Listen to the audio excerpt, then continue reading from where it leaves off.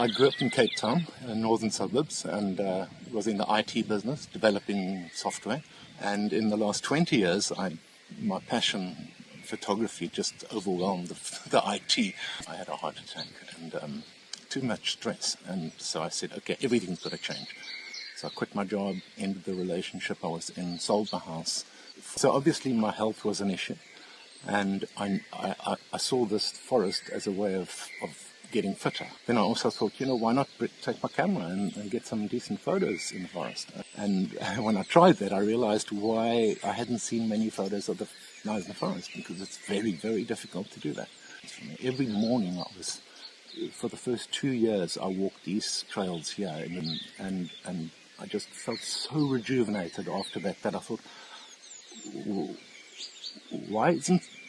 why aren't more people here, Why isn't the place crowded? Because this is just amazing. The silence, the fact that, I've done a lot of soul searching about what is it that attracts me to this place. And the thing that I can just ultimately point my finger to is that there's so many places here that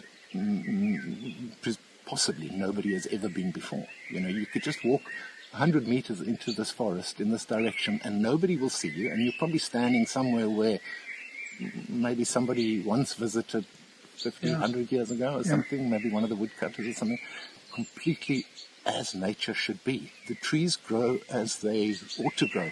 I'm working on producing another book specifically on the trails, because my first two books were more about, hey, look at this beautiful photo, but not really explaining where you might see that scene. The first morning that I decided to go out with my camera was a misty morning. And I was on the Dipvala side, and at the Valley of Ferns, and it's also a beautiful trail. And the mist was just in the ferns, and it